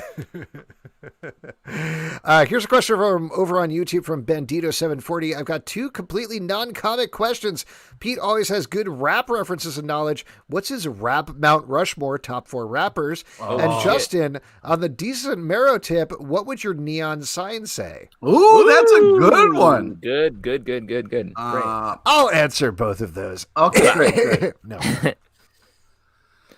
I would have to. I mean, this is tough because it's like, for me, hip hop is very much like what kind of mood I'm in. But for me, Mount Rushmore is like listen to the most, the one that kind of like you have heard so many times you could kind of do it yourself. Right. Like that's how they determine Mount Rushmore as like one of the coolest presidents. Yeah, that's why it's always changing. Yeah. So I would go, for me, it would be Cube. I would then go with Black Thought. I would also go with, this is tough. It changes all the time. Making last minute decisions in my head. I'm gonna go with LL Cool J, and okay. I'm gonna go with Tupac. Nice. Wow. Yes, Black Thought top 4. Unbelievable. LL Cool J. His freestyle on. Come on, that was unbelievable. Don't let Nat razz you from a distance. Yeah, that's a good point. Justin, what about you? What would be on your neon sign? My neon sign, for those of you who don't know, on the Samaro show on Showtime, all the guests, the illustrious guests, do a neon sign at the end of their appearance. It's something that they would hang, that would be hanging in a bodega. And for me, it would be, yes, you can make 6-packs from the loose beers. That's my neon bodega sign, and please check it out. That's awesome. Amazing. Here's a question from Omnia Soul. This is a question for all the hosts, but especially Alex. This is working out very nicely. Oh, wow. If you had a chance to write a Cypher one-shot, what shenanigans would Cypher get up to? Would he go on a date with Dazzler? Great question. That is definitely my one bit, is sending people on a date with Dazzler. I don't know. I don't have a specific story, but I've always thought like a James Bond-esque spy story with Cypher where he's sort of like a normal dude but gets sucked into it and has to do it would be a lot of fun. Like it wouldn't necessarily play in with the modern incarnation of the character, but certainly when I first hooked into him in the early New Mutants days, I think that's the sort of thing I would have enjoyed. If I may answer, I would like to, for my Cypher one-shot, it would be Cypher can still understand all languages, but he loses the ability to express language.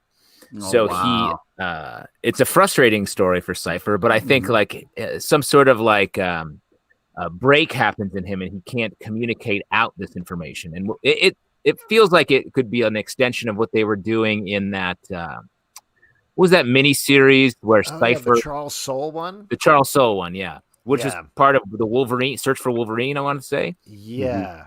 After Wolverine died. Yeah. where he was great. It was great. Like, I like Cypher being a little bit like an avatar for the internet in general. Where he was like an internet junkie. He was like, where he's a little janky. He's like fucked up in a lot of ways, but also has a lot of information at the same time. Yeah. If Justin's going to jump in, I wanted to jump in and answer a question after I had to leave last week. You guys talking about your favorite authors, and I wanted to say Douglas Adams is my favorite author. Nice. Wow, that's very and nice. I actually want to answer a question from 6 years ago. Where great. Pete was we got a question here on YouTube. Nelson Martinez says, question for Pete. When you see Nat next, what form of punch will you use? An uppercut, a straight jab, right hook? What's your plan of attack? We should probably explain what's going on here since we have mentioned to the show. Yes. It's basically you promise to punch Nat the next time Well, you see him. no, because Nat, likes to, talk in big words and thinks he's very smart, and I'm sure he is. But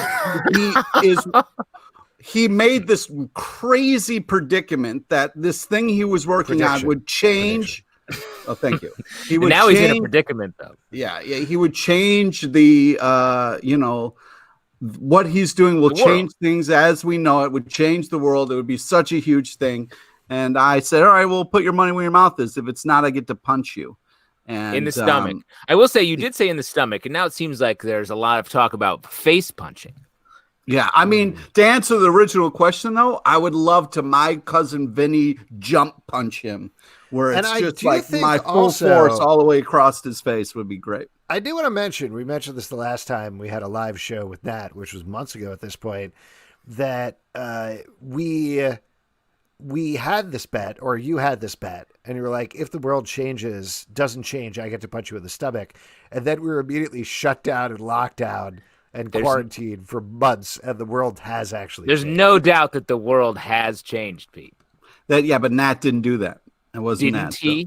Didn't he? Didn't he? Question here from Beercat PhD. What are y'all's experiences with D&D or tabletop gaming broadly? Do you list that experience on your LinkedIn page? Yes, of course. That's on your special skills section. That's where you put that one. I mean, I've told this story before on the show. I remember very distinctly we were at, oh my God, I don't even remember the name of the club, but like I could picture being at the club. We were doing a show. Eliza Skinner was there. I don't remember who the comic guest was. Justin, you weren't there, but we talked about, somebody asked this question, like, what was your most embarrassing childhood experience or nerdiest childhood experience? I used to play D&D with myself. I had a box of D&D in my desk, and when I was done with my homework, I'd slide it open and play the D&D game with myself in my desk. Wow. So now, when you play a D&D by yourself, that's just thinking, right? Yeah, it was mostly imagination and rolling dice. Oh, that's nice. That's adorable. GMC Hammer says, Alex, I did the same exact thing. There you go. I am not alone. Wow.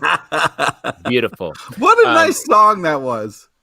Thank you. I never played D&D growing up. I would have loved it. But I didn't. We grew up in the country where it just wasn't even, I didn't even know about it. I played a lot of RPG Nintendo games, though. So that was my version of that. Pete, what about you? I played like a couple times. A friend of mine was really into it, and he would be like, hey, if you come play D&D with me, I'll let you play my Sega. So I would go over there and wait until it was my turn to play Sega. Oh, you sold off your imagination for Sega. Yeah. You addict. For rings. For rings, Pete. Yeah, you just got to get those precious I was really Sonic addicted Altered to this. Beast? No, it was Spy versus Spy on the Sega. Oh, interesting. Oh, really? Interesting. That's funny. Because that was the same as the Nintendo version, right? Where it was just... No, that was Spy Hunter. No, Spy vs. Spy, there's an Nintendo version where you would go through was different rooms and you set traps and stuff, Yeah. and then you try to get your ticket to go on an airplane, and then yeah, that's how you escape. The game I really played on Nintendo was the Fold-In. I did that a lot. Thanks. Yeah, super fun. Yes. Brandon Medina says, what do you think of the DC Devil in Starman that pulled people to hell through Merritt's poster? That's an interesting question. Justin, I think that's one for you. Yeah. Yes. One of my favorite single issues in the whole Starman run and in comics in general. That's the Hawaiian shirt thing I'm thinking of. The devil that pulled people through is the posters that is sort of an underlying theme and storyline through the whole run until later on. I forget the actual issue numbers where like hundreds of members of citizens of Opal City return from all different time periods. I think that's a great character. I'd love to see that character come back. That'd be a great Batman villain to throw in for like a 2-issue arc. The thing that's great about that issue too is it's kind of like a very straight up honest devil where he tempts Starman, the Shade, and I'm forgetting who the third person is. Bobo. It's Bobo. And like he tempts them and they play into it the right way. And then he's like, well, you got me. See you later. No catches. Yeah. Which is such a surprising thing to happen in any devil story. It's really, really fun. Question from Ben Does Slip. For the sake of equity, when are we going to get Let's Hear It for HBO's Girls? Great question. We're doing Let's Hear It for the Boys, a boys podcast. I think we got to roll right into that one. I watched all of Girls, so I'm ready. Yeah, I watched the first episode. I wasn't interested. You watched one episode? I watched a couple of episodes. It just wasn't my thing. There's some episodes and arcs that are not great, but are a lot of great standalone episodes of that show. Okay. This sounds like it'll be a really good podcast. Yeah. Pete, you're into it, right? I haven't seen any episodes, so I don't know.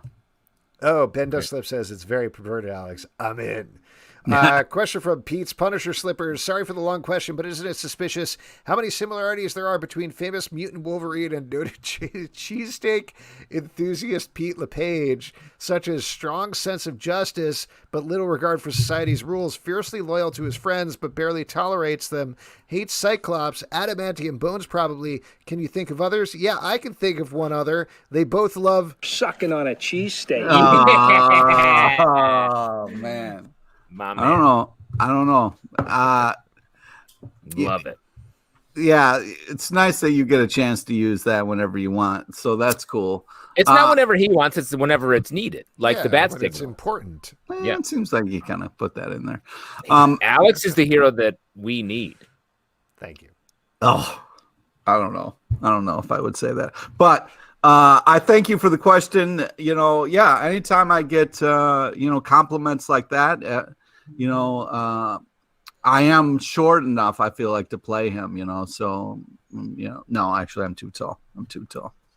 Wow. Takes himself out of the running. That's crazy. Because let me say, Pete, you're not the tallest.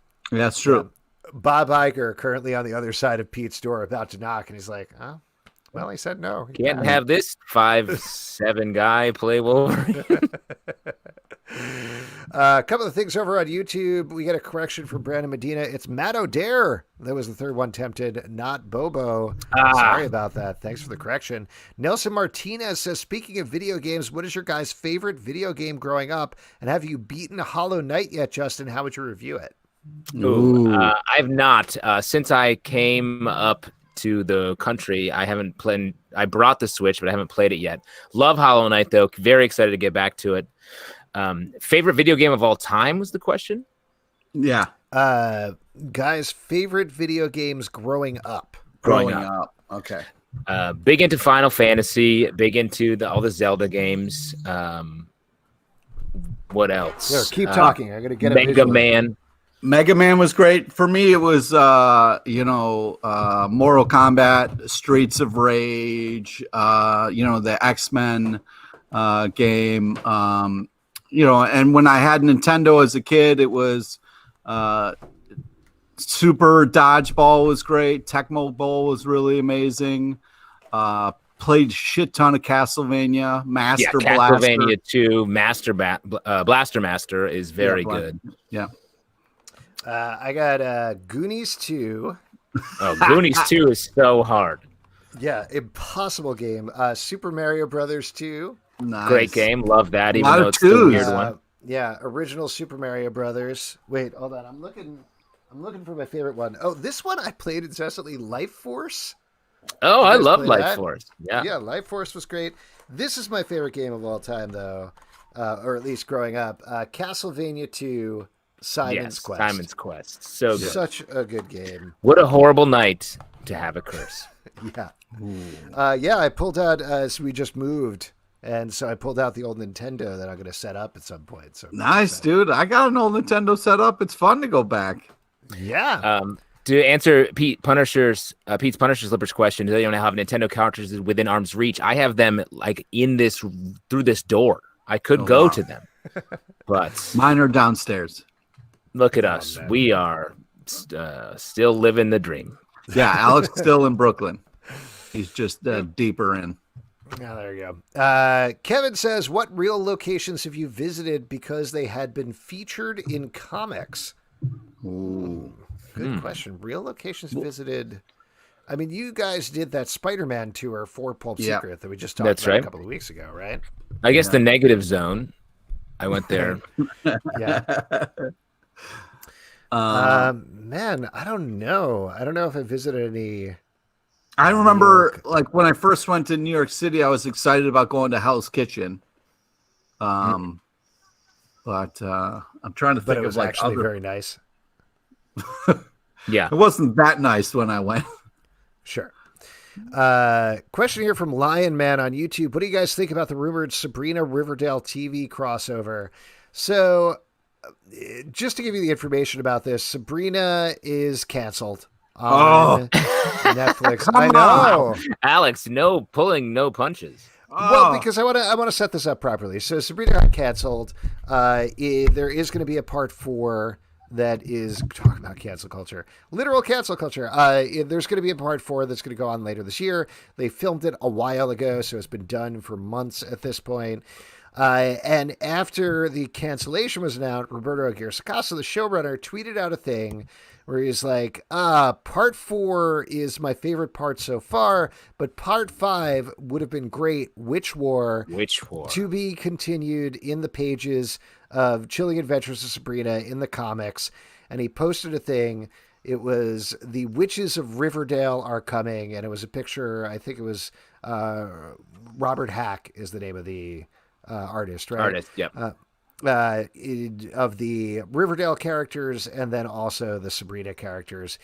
So here's what I'll throw out about it. I feel like it was very specifically worded to hint that, like, oh, you should feel bad because there would have been a Riverdale Sabrina crossover in part 5, but there weren't necessarily any sort of plans, but they are going to do them in the comics. That's what I took away from that.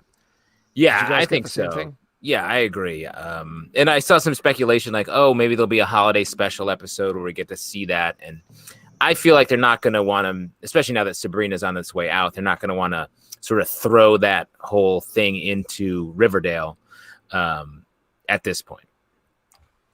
Yeah, I agree. Pete? I'm just sad. I'm hoping the 4th season will be enjoyable. Fourth part, Pete. Don't fuck with me. It's the second part of the second season. You know what? Fuck it. I'm not going to watch any of it then. Wow. Jesus, Pete. Man, from Joe Crack, if y'all were going to play a tabletop role-playing game, would you rather play a classic D&D fantasy-style game or a comic book superhero game, or is there some other genre you're interested in? I would go in the full. We did do one a superhero D&D game, which we did as a podcast. Mm-hmm. That was fun. I mean, I don't know enough about it, but whatever world we want to create, it's a fun time. It's also cool. Like what I didn't really realize was how much fun it is when it's a bunch of people together, kind of bouncing ideas off each other. It's creative in a way that I did not expect. Yeah, I mean, I used to, beyond playing with myself, D&D, when I was growing up. We can just clip that out right before you said D&D pretty easily. I did play D&D games with friends when I was younger. Not often, but a couple of times, and it was always really fun. Like, It was always really fun, but there are just too many people there. So then I just drifted into doing it to myself. Go back to my desk. I'd go back to my desk.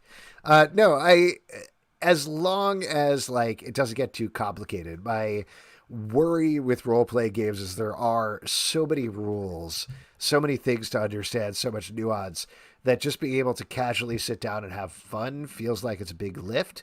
But if there are, I would love to do it more if there was time, if there was an easy game. So if anybody has an easy game they want to do, we're happy to be there. I've been practicing doing it by myself, and I would love to do it more with other people, I guess.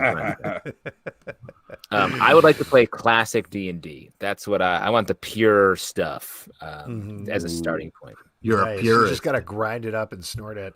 This is from Eduardo. I've seen some established comics creators turn to Kickstarter for projects recently, e.g. Saladin Ahmed's new Project Dragon, Jeff Lemire and Matt Kintz collaborating on Cosmic Detective. Do you see this as a trend that will grow in the future? And if so, how do you think publishers might respond? Have you had any experiences, either good or bad, with such projects in the past? Well, I did a Kickstarter. I don't know if you guys did a Kickstarter. I had a very good experience with it. And to that point, I'm surprised people are going back to it. It feels like there have been other crowdsourcing platforms that have exploded since then. Like we use Patreon. That certainly seems to be one that people are releasing content through, even comics. But it's good. Like, I think as long as people are upfront and smart and savvy about it, Greg Pak, we've had on the show a bunch. He has a really great guide to using Kickstarter for comics that's really worth checking out. So I don't know. I hope more people do it. Yeah, I think it's cool. It is interesting that Kickstarter has sort of emerged as the comic artist, a writer and artist funding platform on a project by project basis. Because I would think that it would migrate a little bit, but it is nice for a one-off thing, I think. I've never done a Kickstarter, so I don't really know too much. Pete, anything? Nope. Great. All right. Thanks, Pete. No question from Nelson Martinez. What's everyone drinking tonight? Cheers. Yeah. Great question. I can start. I picked up a Two Roads Little Heaven Session IPA, which is pretty good. Very nice. I started with a grapefruit vodka, which I infused myself. Grapefruit vodka and Campari with soda. And then I switched over to an all-day IPA. Ooh, nice. Which I love. I had a horrible day yesterday and then decided to drink a lot. And today I'm just having a little soda water and milking this hangover. When you say soda water, are we talking Code Red or what? Yeah. LaCroix. Oh, LaCroix. Wow. That's the sort of the antithesis of Code Red. Do they fight in your fridge? Yeah. Oh, yeah. Beer Cat PhD is having a Thai chili porter. That sounds real good. Who makes that, Beer Cat? Yeah, let us know. We'll answer the next question in the meantime. From First Hand to Up Guy, what is your favorite comic with an unreliable narrator? In Pete's case, least hated comic with an unreliable narrator. Man, you've already been on the show, Nat. Yeah. You don't need to ask questions. Too. I love Nat following up on his own points in the question section. You very rarely do you see, like on the Tonight Show, a guest come out and be like, "Hey, I just have one more question for Will Smith." Beer Cat PhD says Beacon Brewing. Ooh. Is the one behind the Thai chili porter. That sounds good. I'm going to have to track that down. That's awesome. Pablo D. Martinez says, what's the stupidest lesson you've learned? We're not going to even approach Nat's question. No, I don't know. Do you have an answer? Let's move on. You were already moving on. Don't go back. Oh, well, I mean, I'm trying to think of other unreliable narrators. I feel like that's a device that often you don't know until after the story's going for a bit. Alex, I was thinking when you were complimenting Journey into Mystery, Jack of Fables is one you loved that is an unreliable narrator. Oh, yeah. Nice. You're answering for him. That's adorable. Yeah. And Pete, your favorite unreliable narrator is Alex, actually. And I'll get to why later. Now on to the next question. What's the stupidest lesson you've learned from reading comic books? Stupidest? Stupidest lesson. I guess, Absolute stupidest lesson. The fact that you shouldn't have a cape. Comic books showed you all the ways that can go wrong. Wait, you're saying you should have a cape, and comics are telling you shouldn't? Yeah, comics have pointed out that you shouldn't have a cape. Yeah, but I think that's right. I think you shouldn't have a cape. Interesting. Great. Stupidest lesson, Justin. Stupidest lesson. The idea that you, in the middle of doing a very physical labor, like stopping a purse snatcher, you're also concerned with shouting jokes at people. I would say probably playing baseball. I think that's just, why would anybody do that? It doesn't make any sense. Interesting. Just taking a shot at baseball. What about our CBC softball league hasn't taken off yet, Alex? I feel like you're the one standing in the way. Well, we'll have meetings real soon as everything lifts. This is from Nick Kelly. If you could recast a show with the characters of Riverdale, what show would you choose and why? Wow. Ooh. Good question. Wait, we're saying you take the same actors and put them on another show. Yeah. Yes. Yeah. Not like Archie is playing X. Edward Doherty with Twin Peaks. That's a good call right out the gate. Yeah. West Wing. JMC Hammer says West Wing. That's a good one. Maybe Lost. I don't know. Wow, the hard part about it is Riverdale is also all shows. Yeah. It's like everything in one. Tiny Toons. That's a good answer. Those are both good. Tiny Toons is a great answer. I love Tiny Toons.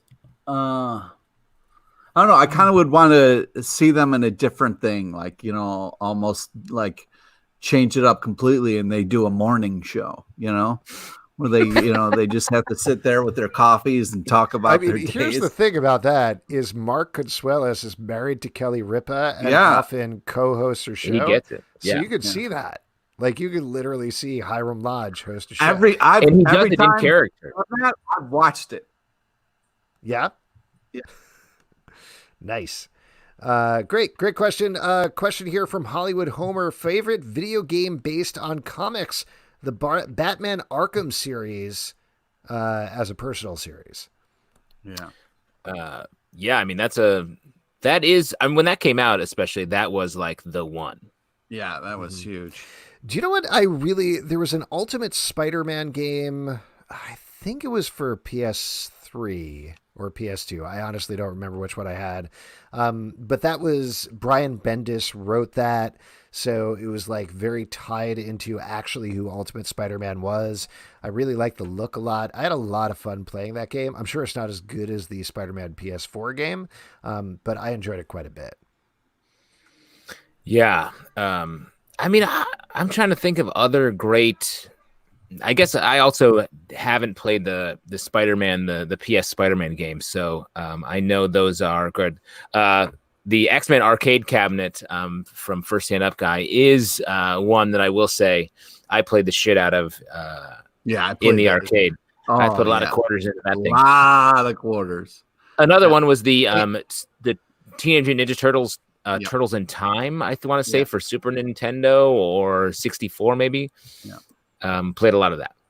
I also wanted Stray Bullets said Injustice. I did play that game. That was fun. Yeah, good stuff. From another one from Pablo D. Martinez, what DC series would you like to see on HBO Max? So this probably ties into a little bit of news that just came up over the past week that they're going to be doing a Gotham PD series that is set in the same world as the Batman, the Robert Pattinson movie that is going to come out sometime. Who even knows? We don't know a lot about it yet. They didn't specifically say that it's going to be based on Gotham Central or anything like that. So we are getting that. We are getting a Green Lantern series at some point. There's Strange Adventures, which is the animated anthology series that they're doing, that I'm sure a couple more that I'm forgetting. But is there any others? I don't know. I always feel very weird about this, particularly right now, because like nothing is getting produced. They keep announcing things, but nothing is actually happening for the foreseeable future. So like, it's all speculation. I hope, as the Zub said himself, the animated stuff is doable right now. So I'm hoping they're working on more Harley Quinn, because that's the only thing that DC that I've been just can't stop watching, that and Doom Patrol. So. And in general, I just hope all of the DC Universe stuff goes right to HBO Max, and it just all gets folded into that little tab on the menu, because why not? Here's a great question from Jesus. Stop reading that questions. No, this is a good question. Have you guys ever read a book? I'll take my answer next week. Oh my God. Oh, good. Oh, guys, we have to cram books for next week. Oh man. Jesus, I've already read enough fucking comic books for this thing. Yeah. Now bookie books? Come on. Books. Stray Bullet asked what everyone's drinking. And then, hold on, more asshole this from Nat. Here we go. Pablo de Martina says, what do you guys think of the casting on Batwoman for season 2? So they announced who is playing Ryan Wilder, who is the new take on Batwoman. I believe, what's her name? Jacinta Williams, is that it? Sure. I think. I've only seen the pic. So I don't... Yeah, hold on. I'm gonna find her actual name because I just. But while it's exciting. Alex is doing that, I think it is great, and it's exciting to just. Wow, Javisha Leslie. That's actually wow, man. You were way off. The fact that it's just happening and we can move past all of the weirdness and all of the speculation around that, I think is great. Yeah, I think it's really good. I think a lot of people were worried that they were going to cast somebody who is non-LGBT as the character. She is bisexual, which she said in the statement. It was kind of funny to me that they're like, it's the first black Batwoman in live action. And I was kind of like, well, it's the second Batwoman in live action. But also, that is cool. I'm glad they're going for diversity. She's a great actress. I think is going to be great for the role. I'm excited to see what they do too, because there's a lot of concern about taking Kate Kane out destroys the relationships in the show, but I think they're savvier than that. So it should be fun to see what happens going forward. Yeah, I think it's a smart move. It gets people excited, and it also kind of re-energizes something that we were a little like, so I'm excited to check it out. Nice. All right, and that is it for your audience questions. Thanks. Now it is time for our next section, which is trivia, and for that we're going to go over to Pete LePage. All right, Pete LePage. And somehow we got to figure out the key to unlock Kevin's quiz. We got to figure that out somehow. Oh yeah, Kevin has that secret quiz as well. Hey Kevin, unlock that secret quiz. Yeah. Is that it? Nice. That's a good guess. A quiz is in it. It's 4 words, and I believe quiz is 1 word. Okay, quiz me, please, Kevin. There we go. But if you do want to ask a question, if you're on YouTube, you can say me, me, me. If you're over on Crowdcast, you can say me, me, me, whatever you want. We'll keep an eye on whoever does it first. I'm looking. Whoever says first hand up or anything like that, we will. Me, me, me. Oh, not first hand up. Come on, not Nat, though. Not Nat.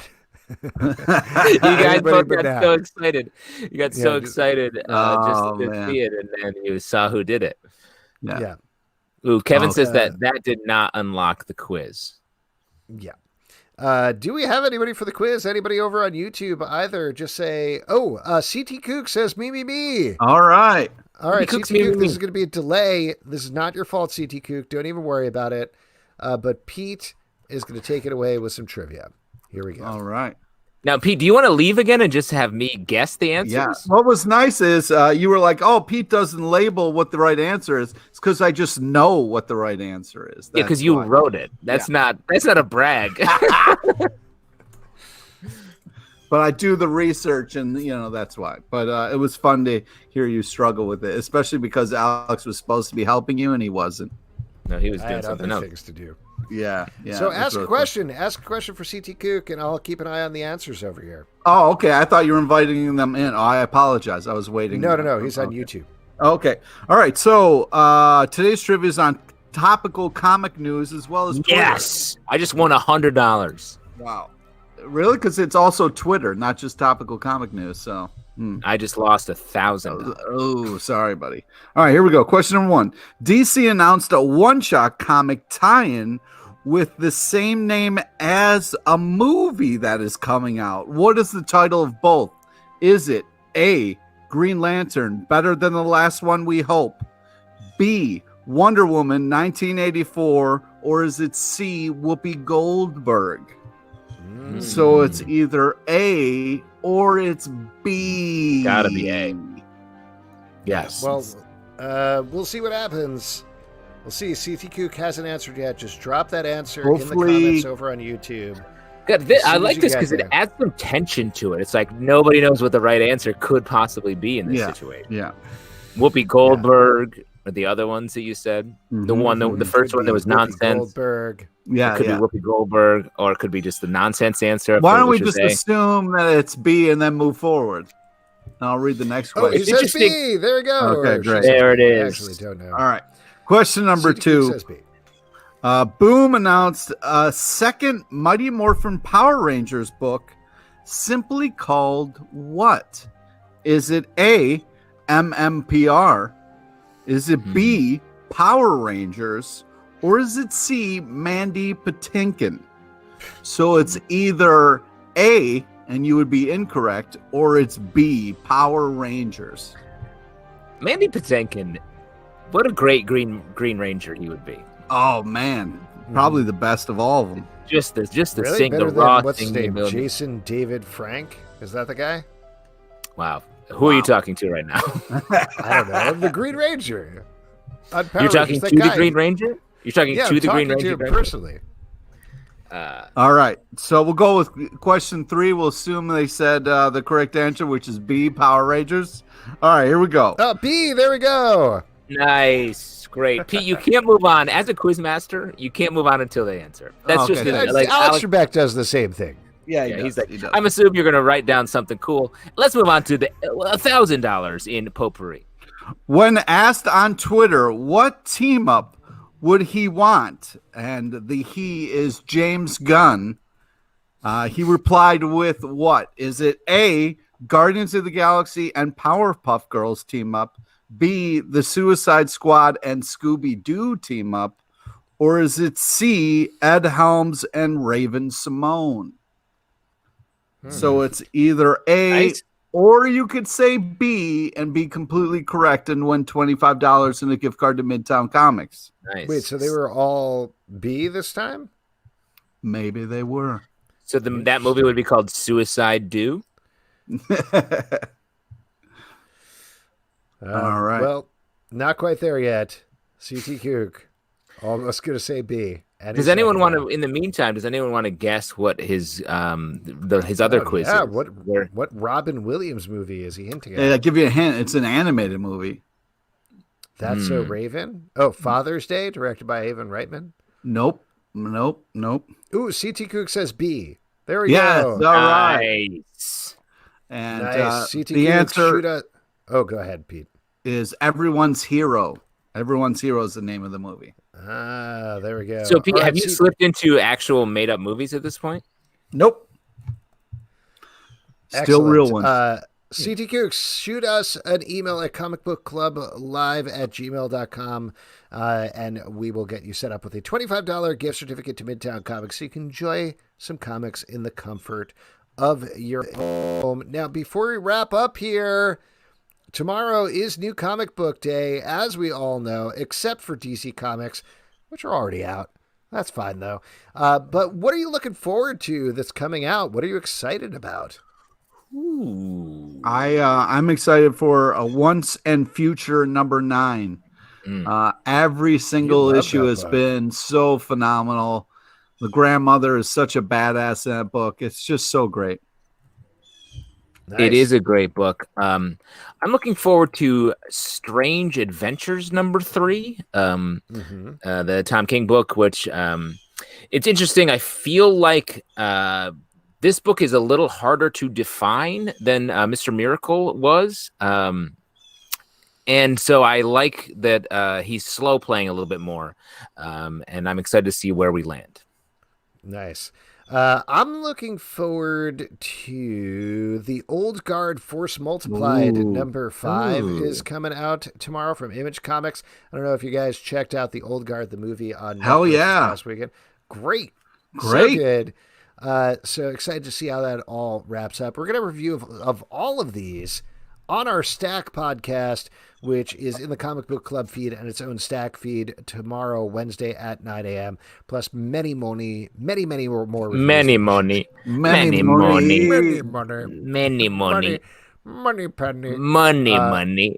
Reviews that you should check out. And that's it, folks. Woohoo! That is it for our show. A couple of people we want to thank. We want to thank our amazing guests for coming on the show. We want to thank Jim Zub and Nat Towsen. Thank you so much for coming by. Thanks, Jim Also, Zub. next week on the show, we're going to have 2 more great guests. We're going to have Tom Kelly, an artist, is going to be here, as well as Sean Lewis, one of our favorite writers and creators, is going to be back on the show. So that should be a lot of fun. Couple of things to plug before we go. Star Guys, our Stargirl podcast, 2 times a week, Mondays and Tuesdays with a bonus episode. Let's Hear It for the Boys. Our boys podcast that we mentioned earlier is every Friday. Umbrella Podcademy, our Umbrella Academy recap podcast, is every Thursday. Patreon.com/Comic Book Club to support the show. iTunes, Android, Spotify, Stitcher, or the app of your choice to subscribe and listen. ComicBookClubLive.com for this podcast and more. At Comic Book Live on Twitter to follow us and get information about all these things. Thank you so much for attending. Thank you so much for listening. Thank you so much for watching. We appreciate it so much. You're all awesome. Have a good night. Enjoy the rest of the theme song. Bye-bye. So grab your wooden hammer. Don't be late for it, 'cause their girlfriends can barely tolerate it. Comic Book Club. Comic Book Club. Comic Book Club. Comic